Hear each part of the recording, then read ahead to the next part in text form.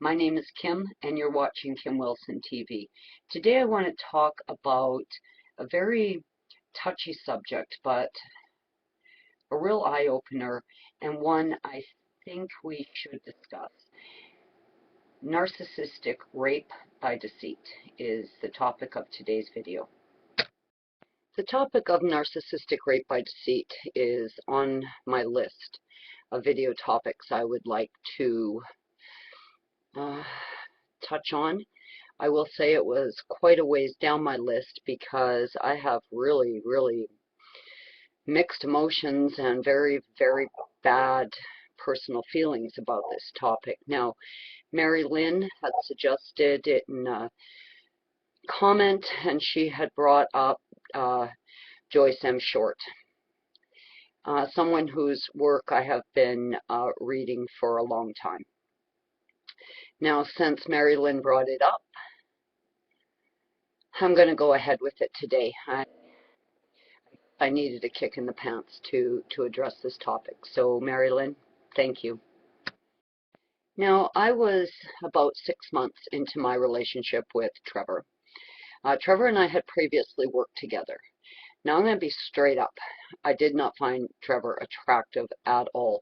He is actually the polar opposite of what my sense of sexuality and what my sense of attraction looks like. Now, Trevor is about 5'1". He has a form of dwarfism, very long back, very tiny little legs, big feet, no neck. Yeah, tiny little forearms, really a very physically unattractive man to me.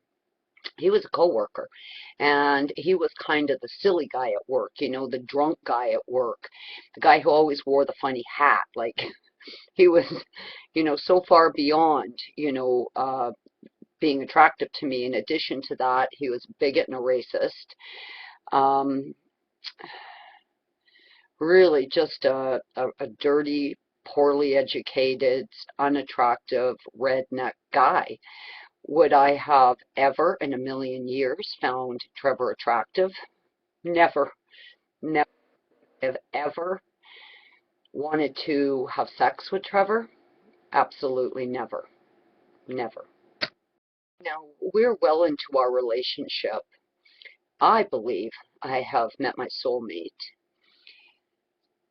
I'm standing at the stove at Trevor's house of pain.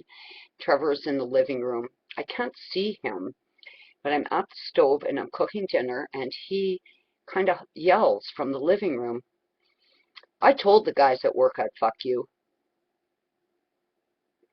Now, this is one of the first times I suffer from that concussion type feeling, where all of a sudden I felt myself kind of rocked, like off balance. I've now put down the wooden spoon. I'm holding on to the front of the stove. I can hear ringing in my ears, and I can see little lights. I absolutely was displaying symptoms of concussion because all of a sudden I thought to myself, did he rape me? Am I being raped? Now, of course, I was there of my own free will. We were basically living together at this point. And, of course, I brush this off. No, of course not. But the feeling of rape had come over me in such a way. But there I was, there, own free will, or so I thought. Now, I instantly felt sick and very confused as to what was actually happening. At this point, I was still in that idealization stage and the love bombing, and Trevor, of course, was presenting himself as my soulmate. And though this comment sent up a really big red flag, I would have to admit that I was there of my own free will. Now, as time went on, and of course the infidelity in the narc harem was all becoming apparent to me, I asked him, about the narc harem one day, and he absolutely said to me They're hate fucks, Kim. They're hate fucks. Don't you know what a hate fuck is? Like, we all have hate fucks shit going on in our life. No, I didn't understand the term hate fuck, but I'll tell you what I did understand. I understand the words serial rapist. That I did understand. And all of a sudden, this sense of absolute panic and doom and anxiety came up in me, and I thought, oh my fucking God. He is a serial rapist. Now, I guess on one hand, I could say that there was no violence, used during this rape. But hold on a minute here. So much of what I was feeling and experiencing, and so much of the abuse, whether it was verbal, emotional, psychological, was aggressively violent towards me, aggressively violent.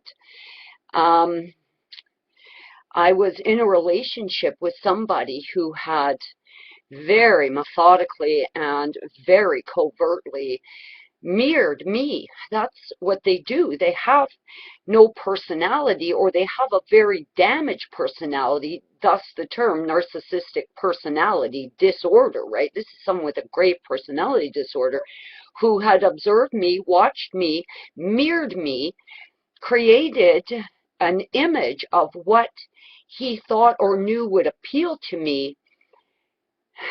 Tremendous amount of deceit. So yes, I feel like I was raped through deceit, and definitely through violence instilled on me in a manner that was emotional, mental, and psychological. Absolutely, I feel that way. Now, since this has been a topic I've kind of had on the back burner, and again, Mary Lynn, thank you for kicking this out into the forefront for me. But, we're going to really take a look at narcissistic rape by deceit and the whole pathology and psychology that's going on behind all of that in future videos. But for today, since this is the first time I've ever publicly admitted that I do believe that I have been a 5-year victim of rape, I guess my question for you guys today is, and please leave a comment, would you have ever had sex with your narcissist knowing what you know today? Would you have done that? Because if you wouldn't have done that, then you too may be the victim of rape. And as survivors, you hear stories of people, in a very desperate state trying to survive for years and years after the narc is long gone. Now, why would that be? I think it's very hard to heal as a survivor if you don't know what you're healing from. And I fear that many of us are victims of rape and may not even be aware of it. So please leave a comment. I'd like to know if you feel that there was instances where you felt like you were being raped by your partner.